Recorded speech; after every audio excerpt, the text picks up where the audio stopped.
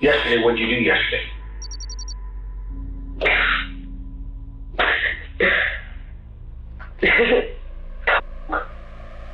TBH. Now, Averyauna is laughing in the face of the detectives, sending the message that she doesn't care about this interrogation or about telling the truth. This isn't an honest answer, it's a defying joke.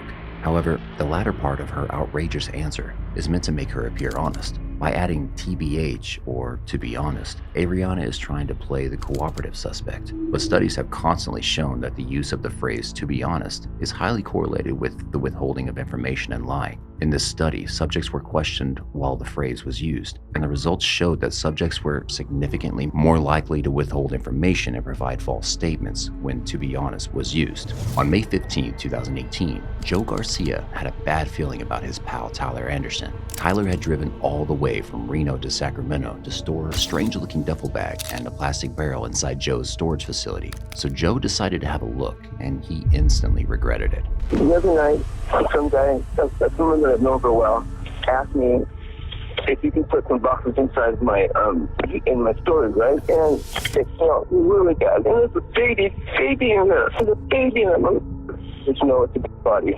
The police arrived at the scene immediately and identified what they thought was a 6-month-old baby, then stuffed in a duffel bag. Can you see that? It's in this container. There's like some decomp. That smell, you're getting the smell of this. Joe told detectives that Tyler had driven to the storage unit together with his wife and their 2 sons. So within 24 hours, the police had 23-year-old Tyler Anderson in custody, and they also invited his wife, Averyauna Enoch, to the police station for an interview. When they visited Averyauna and Tyler's apartment to take Averyauna to the station, they encountered a gruesome sight. To say the house was in disarray would be an understatement. There was filth everywhere, including spoiled food thrown straight on the floor. The smell was terrible, and you barely had any room to walk without stepping on something. This was the first glimpse the police got into the terrible neglect 5-year-old Callie Anderson had suffered before her horrific death. Wait, didn't I just say the police had identified a 6-month-old baby in a storage unit? This case had more than one dark twist, and they will all be revealed during Averyauna's outrageous interrogation. Even before Averyauna stepped into the interrogation room, her husband Tyler gave away something while he was speaking on the phone with his mother in custody. I hope that the truth comes out. It's going to come out, like I said, it's going to come out, and it's not going to be what everybody wants to hear. It's not going to be pretty, it's going to be the truth, and it is what it is. But that day, Tyler requested a lawyer for his interrogation, and it would be over a year until he would be officially interrogated about Callie's death. So the detective started with Averyauna in May 2018. I don't feel good. The police had no idea just how deeply Averyauna was implicated in Callie's death. They only knew that she accompanied Tyler on the way from Reno to Sacramento. There was a chance she didn't know what he'd done, but they had seen her home, so they knew she was probably in an unstable state of mind. So the detectives placed her in a soft interrogation room, the one reserved for children and victims of crime. This way, Averyauna would feel safer with the cops, and this meant there was a bigger chance she would trust them and open up quicker. A study conducted by the University of Hertfordshire in the United Kingdom found that sitting in the fetal position is a common nonverbal behavior associated with fear and anxiety. In the study, participants were asked to perform a stressful task while being monitored of their posture. The study found that when participants experienced elevated levels of fear and anxiety, they tended to curl up in a fetal position. The study confirmed that the fetal position is strongly associated with fear and anxiety, with participants who sat in the fetal position experiencing the highest level of fear and anxiety. It appears that the fetal position is a subconscious behavior used by people to protect themselves from the anxiety-inducing situation they're in. It can also be seen as a way for people to take up as little space as possible in order to make themselves less visible and vulnerable. This behavior is also often seen in animals, suggesting that it's a natural response for fear and anxiety. So it's safe to say, from the very beginning of the interrogation, Averyauna was feeling a high level of anxiety. She complained about not feeling good before the cops were even there, but aware that they were probably listening. I don't feel good. This is a way for suspects to attract sympathy from interrogators. The more she looks like the victim, the more Averyauna can escape persecution. But her demeanor would change 1,000,000 times before the interrogation is over. You all right? Okay.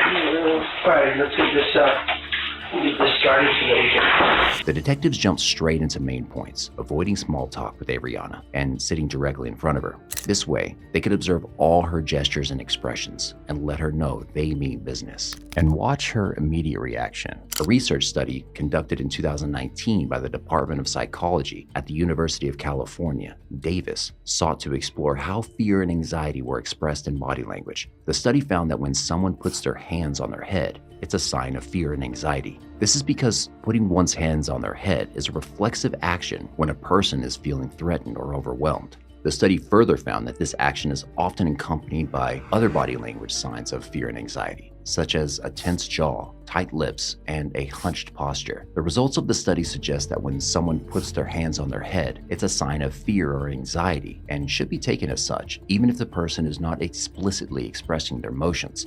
Averyauna really didn't hide her emotions in the first part of the interrogation. She was visibly distressed by the pressure of being inside an interrogation room, and this only made her appear guilty to the detectives. After all, if you got nothing to hide, why would you be so anxious? As she hid her face with her hands, Averyauna seemed to chuckle for a few seconds. A study conducted by researchers from the University of Derby and the University of Lancashire found that laughing in a serious setting could be an indicator of stress. The study looked at the effects of laughter on social interactions in a serious setting and how it can indicate underlying stress. Laughter in a serious setting often indicates an attempt to reduce tension or to cope with a stressful situation. The laughter may have a dual purpose, to reduce tension and to facilitate communications with others. The study found that laughter in a serious setting can be seen as risky behavior, as it can be perceived as inappropriate or disruptive. The study concluded that laughter in a serious setting is often a sign of underlying stress and that it can be used to facilitate communication and reduce tension. Sacramento Police Department gave us a heads up that they're investigating what they believe is to be a homicide or some sort of suspicious death, okay? So they've asked our help to kind of facilitate this whole thing. Okay. A study conducted by the University of Chicago in 2017 examined the meaning of body language when someone shrugs their shoulders while saying an affirmative statement. The study found that when people shrug while saying yes or okay, they're trying to express that they're not fully convinced of what they're saying. The type of body language can be seen as a sign of uncertainty, hesitance, or oblivience. The study found that when people shrug their shoulders, they are subconsciously trying to convey that they're not completely sure about the statement that they're making. Averyauna may be agreeing with the detectives, but they can see she isn't fully cooperative. A study conducted by the University of Albany examined the effects of a stressful situation of yawning frequency. The researchers found that participants who underwent a stressful task, such as public speaking, had a higher level of anxiety and an increased frequency of yawning. The researchers suggest that yawning may be a way of the body trying to release tension and regulate psychological arousal in stressful situations. Another study published by the Journal of Applied Psychology investigated the effects of anxiety and deception on yawning. The researchers found that participants who were instructed to lie during an interview had a higher frequency of yawning compared to those who were telling the truth. The researchers suggest that yawning may be related to cognitive effort and emotional arousal, which are common in situations of anxiety and deception. Yawning and appearing bored or casual were Averyauna's tools for stress during the interrogation. So the detective cut to the chase and began with the most relevant question. Why did she and Tyler drive to Sacramento that day? Well, we went down there, honestly, to get something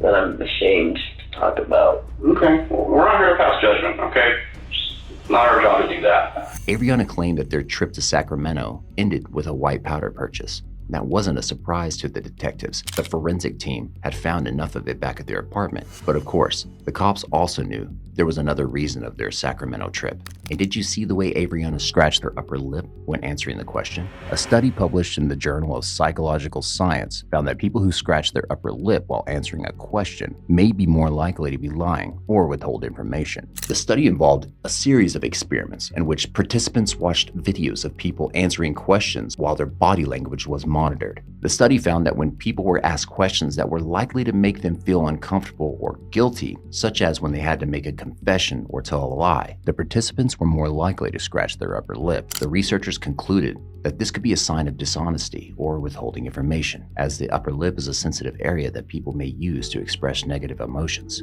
Averyauna also avoided eye contact as she told the cops about the white powder purchase. This is a well-known sign of deception and withholding information. A 2015 study published in the Journal of Nonverbal Behavior provided evidence for this. In the study, researchers asked participants to read out loud a series of statements, some of which were true and some of which were false. The participants were observed for their eye contact patterns. Results show that those who were lying were significantly less likely to make eye contact with those who were telling the truth. Additionally, the participants who were lying looked away more often and had more frequent glances away from the interviewer. Averyauna was feeling uncomfortable, and she knew she would have to lie much more if she wanted to escape justice. Well, we went down there, honestly, to get something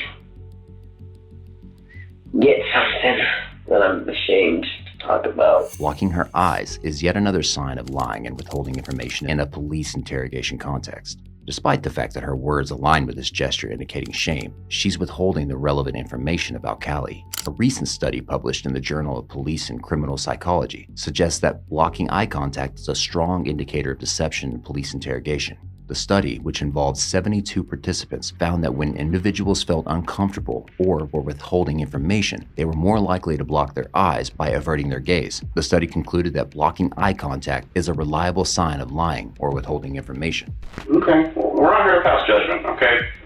It's not our job to do that. Here, the detectives are using the read technique on Averyauna, and this is important in this case. Just like the soft interrogation room, the read technique is meant to make Averyauna feel like she is cooperative and make her open up faster. The technique comprises several distinct steps aimed at establishing a rapport with the suspect, confronting them with evidence, minimizing the seriousness of the crime, ultimately providing the suspect with a face-saving explanation of their actions. Proponents of the read technique maintain that it's an effective way to obtain confessions from suspects, particularly in cases where evidence is limited. By building a relationship with the suspect, officers can establish trust and encourage the suspect to open up about their actions. This can lead to the identification of key pieces of evidence or the location of missing pieces of the puzzle in the investigation. However, the read technique has come under increasing scrutiny in recent years over its potential to produce false confessions. The process of minimizing the seriousness of the crime can lead suspects to underestimate the severity of their actions, potentially leading to confessions that are not entirely accurate. The technique can be perceived as coercive, with the officers engaging in tactics that could be seen as emotionally manipulative or intimidating. Many jurisdictions have begun to modify or abandon the read technique in favor of more ethical and evidence-based interrogations methods. These methods focus on establishing a neutral and non-confrontational dialogue with the suspect and provide them with accurate information about the evidence against them. This approach can help to avoid the potentially harmful consequences of false confessions and ensure that any evidence obtained is both accurate and legally admissible. So the detectives asked Averyauna what they took to Sacramento, knowing that she didn't just buy drugs that day. What did you guys take down there? I think my husband took a dresser. Just a dresser? A few days ago. A dresser. Once again, Averyauna is yawning as a way to relieve her anxiety and appear more relaxed than she truly is. Then she acts as if she doesn't remember what Tyler took to Joe's storage unit, even though the event only happened 2 days before the interrogation. Averyauna looks up as she tries to recall, or acts like she tries to recall, what her husband took to Sacramento. One of the popular ideas from the theory of neuro-linguistic programming, or NLP, is that the idea that the direction in which a person's eye moves while thinking or speaking can reveal whether they're remembering something visually, auditorily, or kinesthetically. According to this idea, looking up and to the left indicates visual recall, looking up to the right indicates auditory recall, and looking straight ahead indicates kinesthetic recall. So Averyauna looks like she's genuinely trying to remember, but her fading voice betrays her insincerity. A few days ago. A dresser. I believe it was just a dresser. Okay. As the police ask Averyauna more specific questions about the dresser, the storage, and Tyler's friend, she kept trying to distance herself from Tyler. She said she didn't know his friend, or Sacramento, or where the storage was exactly. So basically, made it seem like it was all Tyler's plan, and he dragged her along with him. Where do you guys end up taking the dresser to? To his friend's. His friend's storage or something like that. Do you know where that was? No. I know the city. I don't know Which exactly. city was it in? Sacramento. In Sacramento? Yes. Okay. As a study conducted by the University of Kansas in 2011 found that scratching one's head can be a sign of stress. The study found that when a person is under high levels of stress, they may engage in self-touching behaviors, such as scratching their head. The behavior is seen in both adults and children and can be a sign of anxiety and fear. The study also found that self-touching behaviors can be used as a coping mechanism to help manage the stress of a police interrogation. So while Averyauna is trying to make it look like she barely had anything to do with Tyler's plan, her body language says otherwise. And here's what happens when the cops ask her what she did the day before. Yesterday, what did you do yesterday?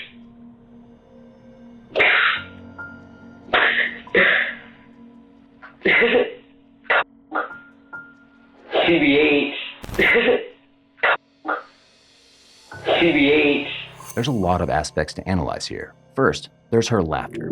Until now, Averyauna could have looked like the victim of an evil husband, but now she's laughing in the face of detectives, sending a message that she doesn't care about the interrogation or about telling the truth. This wasn't an honest answer. It was a defying joke. However, the latter of her outrageous answer is meant to make her appear honest. By adding TBH, or to be honest, Averyauna is trying to play the cooperative suspect. But studies have consistently shown that the use of the phrase "to be honest" is highly correlated with withholding information and lying. In this study, subjects were questioned while the phrase was used, and the results showing that subjects were significantly more likely to withhold information and provide false statements when "to be honest" was used. This confirms the findings of previous research and goes to show just how dishonest Averyauna is. Moreover, it shows how delusional she is in believing she may fool the cops by laughing or adding TBH at the end of her remark. And there's another level of delusion here. Averyauna is confident that revealing her illegal drug use won't get her in trouble. Once again, she defies the detectives and expresses indifference about the whole interrogation. But by now, the detectives have seen enough signs of anxiety to know she is definitely hiding something. Averyauna was hiding a very dark and twisted story. She would reveal she was the main reason 5-year-old Callie ended up dead. Can you describe the guy, this friend of Tyler's? Mexicans. Okay. Then a little older. A little older than Tyler? Yeah. Okay. And how'd that go? You're meeting him. Seems like a good guy? Yeah. Okay. Yeah. Averyauna revealed another reason for their trip to Sacramento. The pair was about to get separated. Tyler was planning to move back with his family in Sacramento, leaving Averyauna in Reno. Then she confirmed the whole family went on the trip. Which kids went down with you? It was me and my boys. Sure, but where was Callie? Okay. Where was Averyauna?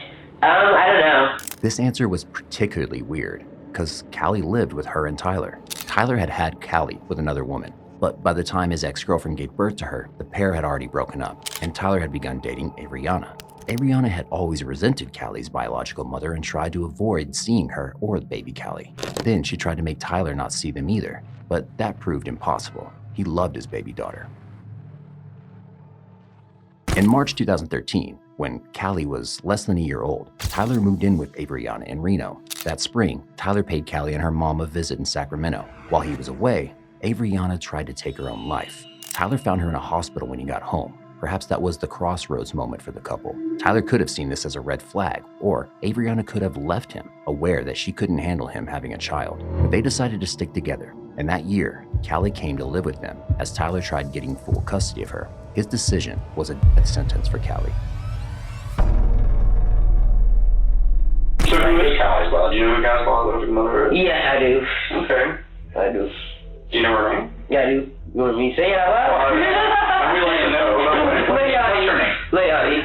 Leonie? Yes. Did you notice how Averyauna hides her arms in her sleeves as she talks about Callie's biological mother? A study found that this behavior is associated with feelings of guilt and discomfort, as well as a desire to conceal information. The study found that people who covered their hands in their sleeves while withholding information were perceived as less credible and less trustworthy by observers. But Averyauna couldn't conceal her hatred for Callie's mother anymore. She's all around, TBH. Okay. She's all Why around. do you say she's all around? Because that's the kind of person she is. Alright. She's all around.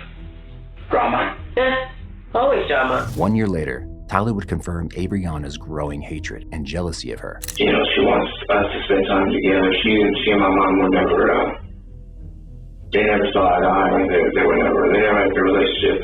So she was upset, and, she was talking about me. So if y'all come back. But when it came to baby Callie, Averyauna claimed she loved spending time with her and being her adoptive mom. And I just remember looking at her and I'm like, oh my God, you're so cute. And I remember when the first night we got her, I cried. I was holding her and I cried. Because I was just like, she was just a baby, and I just love babies. But she just looked like her dad, and I looked at him and felt like I'm gonna love you, and I'm gonna take care of you. Averyauna jumps from one emotion to another as she says this. Her position appears more relaxed at the beginning of the interrogation, but such a wide array of emotions, from crying to rubbing her face and speaking casually, betrays dishonesty.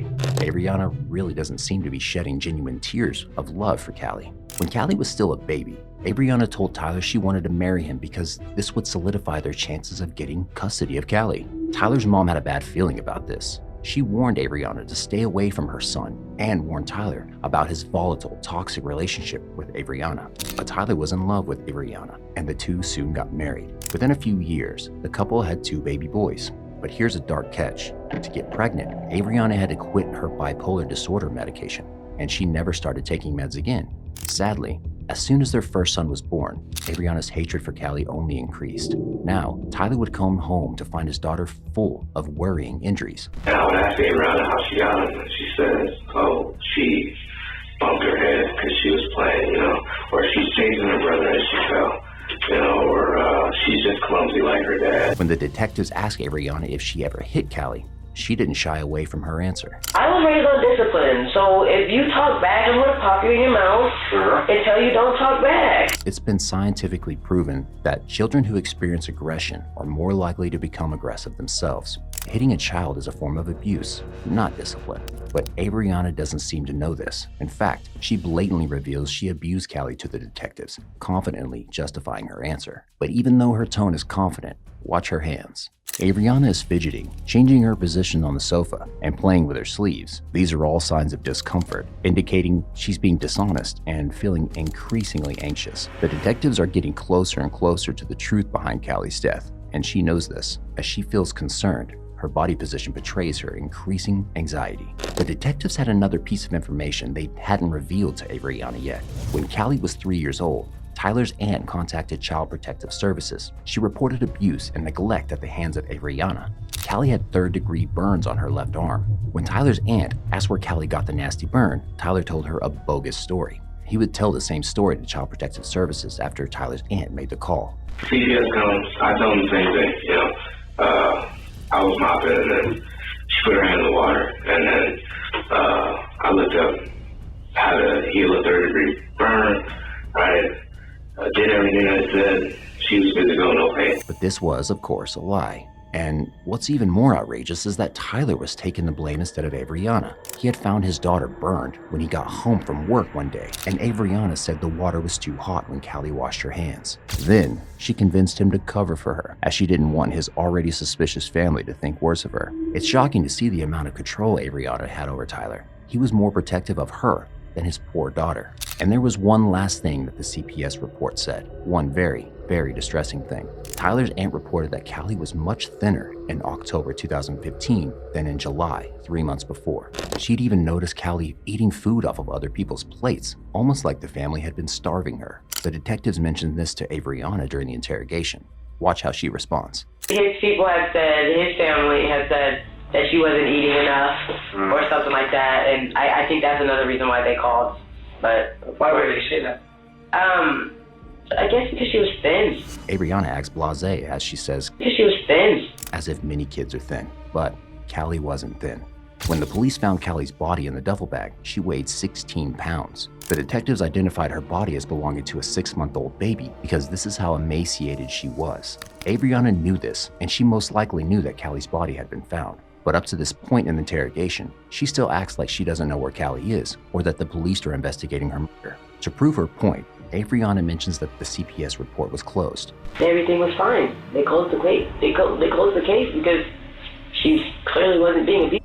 you guys can't judge a book by its cover. You know, just because I'm depressed doesn't mean I'm abusing my daughter because she's disciplined. And that's what I told the CPS people. Okay. They talked to her, looked at her, checked her.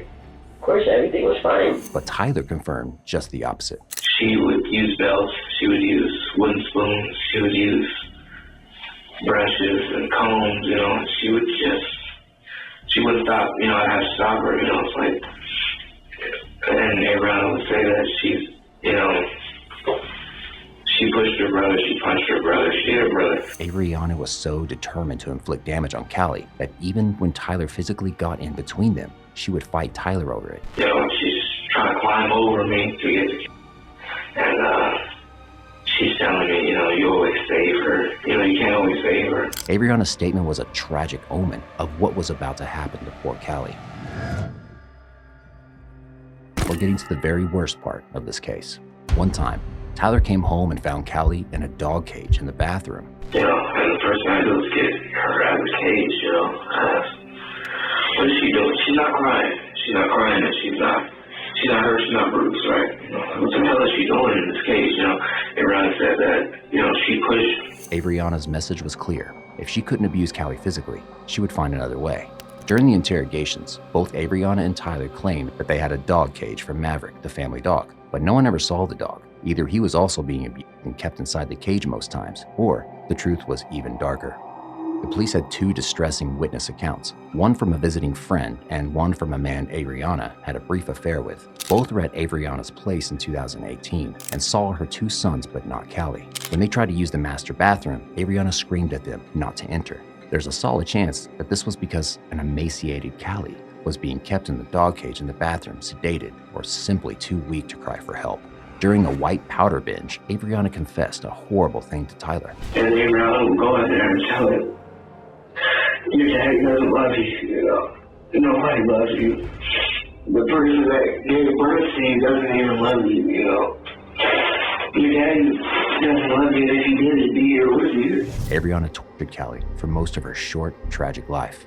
Callie knew nothing but pain, suffering, and isolation. It's hard to imagine a worse life with a worse ending than hers. But the detectives had to obtain a confession from Averyauna. So when she said maybe Callie was with her biological mother that day, the detectives said they knew she was with Averyauna the entire time. So Averyauna started opening up. I've been absent lately. Averyauna is looking down as she says this. This could indicate guilt, as suspects who feel remorse are more likely to hide their faces and avoid eye contact with the detectives, but it can also indicate dishonesty. A note was found in Averyauna's home, reading, "Affected by Mother Moore, not an active parent." Was this her plan? To put the blame on Callie's biological mother and act absent? Like, my mind just hasn't been there. Okay. You know, like... What's going on in your mind? Just been going through a lot of stuff. Okay. It's like I don't have anybody to talk to. Averyauna was playing the victim role again as she confessed she was using to cope with her growing stress. But just minutes later, she had a huge slip of the tongue. All my kids are small. Yeah. I mean, all our kids are small. And even her, she's not fat. But you see my 4-year-old, he's not. I have small kids. Small kids. But I think it's Tyler's genes. Well, you see us. We're both short, so I don't know. But yeah, she ate. She ate. She used the past tense to refer to Callie. Now, the detectives could confirm she knew Callie was dead. They told Averyauna that Callie was gone, and Averyauna became visibly more anxious. So what do you guys know? We know about the bags. We know about the barrel. What about the storage unit? We know about the storage unit. Know about your trip? At last, Averyauna broke down. She couldn't find any more plausible stories to sell. So how did it happen? What happened? I don't know what.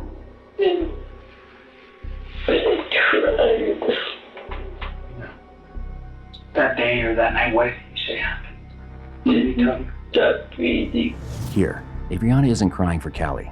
If she were, she wouldn't have starved her to death. She is crying for herself as she finally realized she's going to prison. When Tyler came home and found his daughter unresponsive, he wanted to call 911, but Averyauna threatened to kill him if he did. She smashed his phone and blocked the main door when he tried to get his neighbors to help. Then she reveals her horrifying plan to Tyler.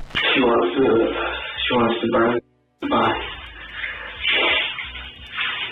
under a bridge near Woodland. And then she said, matter of fact, I should just put the bag in the Sacramento River, you know, leave it on the train track, you know. Then she said no, because even if she gets ran over by a train, they can still identify her, you know. How could Averyauna be this sadistic? And what was her ultimate motive? She always said I was supposed to have her first child, and I can never see myself being with a man who has a baby, and I'm not a stepmother, and things like that. This is jealousy at its most evil. In March 2019, both Tyler and Averyauna pleaded not guilty to second-degree murder. A year later, they changed their pleas to guilty. In August 2021, Averyauna was finally sentenced to life in prison with the possibility of parole after 20 years.